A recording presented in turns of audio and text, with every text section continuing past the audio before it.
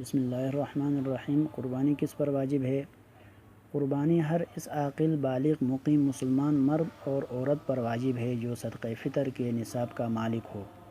صدقہ فطر کے نصاب سے مراد یعنی اس کے پاس یا تو 612 گرام چاندی یا 87.50 گرام سونا ہو، یا ان میں سے کسی کے بقدر روپے ہوں، یا اتنی مالیت کا مالی تجارت ہوں، یا ضرورت سے زائد مکانات، جائیداد یا گھریلو سامان ہو جس کی مالیت 612 گرام چاندی کے برابر ہو، یعنی 52.5 تولہ چاندی کے برابر مالیت ہو، تو اس آدمی پر قربانی واجب ہوگی اور اس کو قربانی کرنا ضروری ہوگا۔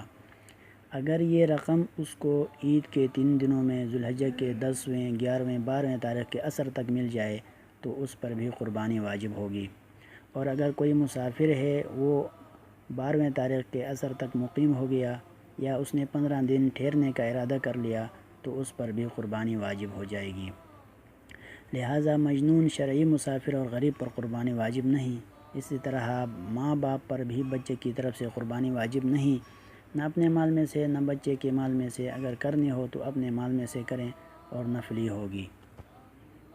اسی طرح قربانی کے دنوں میں صاحب استطاعت آدمی پر ہر سال قربانی کی حضرت ابراہیم علیہ السلام کی یادگار ہے، اس لیے جانور ذبح کرنے کے بجائے اس کی قیمت صدقہ کرنے سے قربانی کی ذمہ داری ادا نہ ہوگی، بلکہ اس کو جانور قربان کرنا ہی ضروری ہوگا۔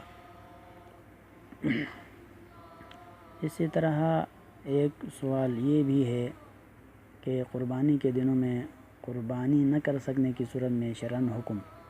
اگر قربانی کے دن گزر جائیں اور قربانی نہ کی تو 2 صورتیں ہیں۔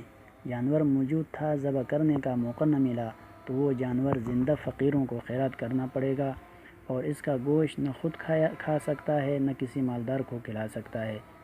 دوسری صورت یہ ہے کہ جانور خریدا نہیں تو ایک بکرے کی قیمت خیرات کرنی پڑے گی۔ وما علینا الا البلاغ۔ والسلام۔